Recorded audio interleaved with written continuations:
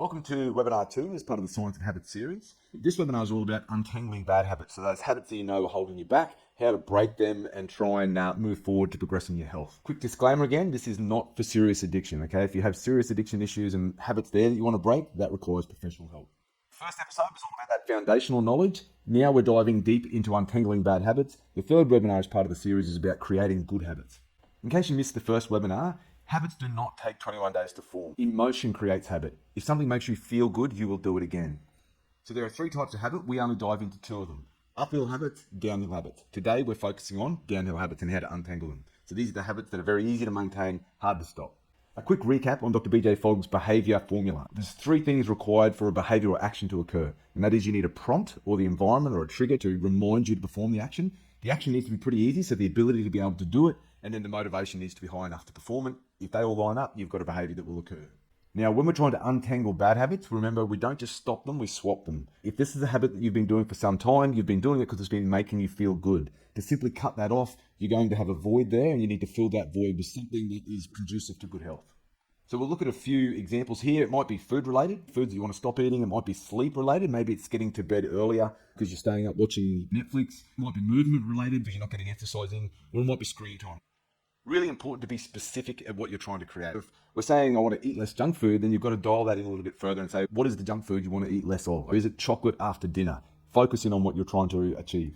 Is it watch less TV or limit Netflix to 2 hours on weekends only? Last example might be stop staying up late versus stop reading my phone in bed.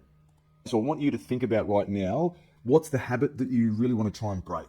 If you've got the downloadable sheets there, write down the habit that you want to break and be really specific about it. And now we're going to look at the prompts.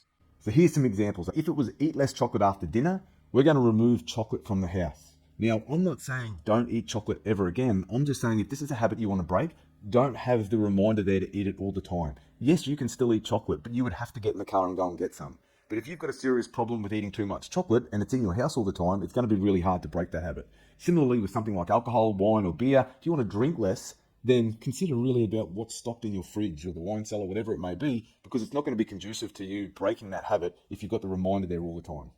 And lastly, if you want to stop reading your phone in bed, don't put the phone in the room whatsoever. Have it on a charger, out in the kitchen or out in the lounge room. You can hear the alarm, but it's not there for you to scroll on. Now, these prompts are really important. So this was a landmark study back in 2008 that identified some of the key contributors to weight gain. Now, 70% of them we have very little control over. This is our genetics, epigenetics. It's what mum ate while we were in the womb. It's what we consume for the first 1,000 days of our life. We have no control over that. But there's 25% that we do have control over. And this is your environment, your lifestyle. These are the prompts. So really dial in. If you want to lose weight, your environment is the thing that you can have the biggest influence on your weight with. Once you've conquered the prompts, you then need to look at the ability. So you're trying to break a habit, you've removed all the prompts. How do you also affect the ability? Make it harder to perform that action. The harder we can make the behavior or habit you want to break to do, the less likely you'll be able to do it. Remember from webinar 1, this is Dr. BJ Fogg's behavior model. For any action to occur, it needs to be to the right of the action line or above the action line. To break a habit or behavior not to occur, it needs to be to the left or underneath the action line. And so a habit that's easy to do and highly motivating, so we've got motivation there on the y-axis, ability is on the x-axis, so anything that's easy to do and highly motivating is very likely to occur. Now, something that's hard to do and low motivation, very hard to do and unlikely to occur, but we can still perform a behavior even if it's hard to do, but our motivation is high enough. So if we're looking at eating less chocolate, if it's not in the house, it's harder to eat it, but it's still highly motivating. So it's hard to do, you've got to work on the motivation and the ability, but if it's in the house, it's very easy to do, and we know that it's motivating because of the dopamine response you get from eating chocolate, so that's why it's such an easy habit to form. Now, there's 5 key areas in the ability chain when you're trying to form or break a habit. Now, because we're trying to break or untangle a habit, we need to look at making things take more time, be more expensive, be more physically challenging, mentally challenging, or clash with our routine. Let's go chocolate from the shop versus chocolate in the fridge. If I've got to go to the shop, it's going to take me a hell of a lot more time. If it's in the fridge, I've eaten it in next to no time.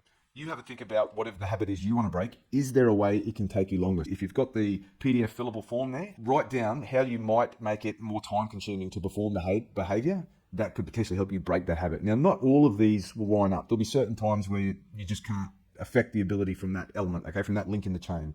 With the chocolate in the fridge versus going to get it from the shop, it's physically more demanding for us to have to get in the car and go and get it versus getting it out of the fridge. It's certainly more mentally draining to have to get in the car, get your keys, get your wallet, drive to the shop, buy chocolate, versus walking to the fridge and getting it out of the fridge. Think about the routine, right? So let's say you're in the habit after dinner of getting that chocolate out of the fridge. How could you change your routine? Maybe you can have a hot chocolate, less calories, made on water, takes longer to drink, ticks the chocolate quenching box, but it's not the exact same. You're saving on calories. Or maybe it's the relaxation that you're looking for, and that chocolate gives you that opportunity to relax. So maybe running the bath and doing something different to give you that same outcome could be what you're after. Now, motivation is the weakest link in the formula. So we've got to work on decreasing the motivation for the behavior you're wanting to break. So think about what's that behavior you want to break? How can you make it less motivating? So if we use the example of hitting the snooze alarm, if you hit the snooze alarm, that's a problem. That's how you're hitting it 3-4 times. Then getting up too late and you're rushed to get to work. How can you reduce the motivation to hit the snooze alarm? Potentially, getting a better sleep or getting to bed earlier will mean that you're more rested and less likely to hit the snooze alarm. If you've got a sweet craving after dinner and that's where you've been eating chocolate, for example, maybe you could eat a slice of watermelon, so a lot less calories, gives you a sweet hit, reduces that sweet craving, and that's going to reduce the motivation to eat chocolate potentially. Or you could look a little bit deeper at the root cause. Why are you craving the sweets? Is it stress related? Is it poor sleep? Could you address those issues that are going to reduce the motivation for that chocolate craving after dinner? Remember, always start from right to left. Consider your environment. What are the triggers around you that are making you perform that behavior? We then look at the ability. Can we make it harder to do? And then we look at decreasing the motivation. How can we decrease the motivation to stop that habit? Now, it's important that we don't just stop the habit, we swap the habit. You've been getting a dopamine hit. That habit has been making you feel good. That's why it's become a habit. If you stop it, there's a void there. You need to fill that void with something that's less harmful, something that's going to be similar but not the exact same. So some examples might be sweet fruit or hot chocolate after dinner instead of multiple squares of chocolate. Reading a book in bed instead of your phone. Lightly flavoured soda water rather than an alcoholic drink at night. Modified pizza recipe instead of some takeout. Much different in terms of the calorie intake, but a similar experience. Piece of fruit or snack rather than some biscuits or less desirable high calorie snacks. So think about how you could swap the behaviour rather than stop the behaviour. So what we want to try and do is we want to try and make the thing we're swapping it for easy, and the thing that we're trying to swap out, make that harder, and we want to increase the motivation for the new behaviour and decrease the motivation for the old. So an example might be, if we're looking at the chocolate, for example, we want to cut up some fruit, ready-made at eye level, and have no chocolate in the house.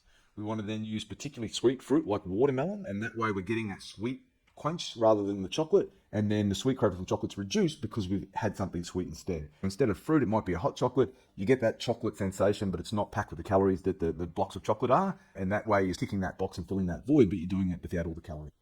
All right, up next we're going to look at creating good habits. Now we want to create some good ones. These are a lot harder to do because they often don't come with the reward, that dopamine hit, and so there's a few little tips to make that happen.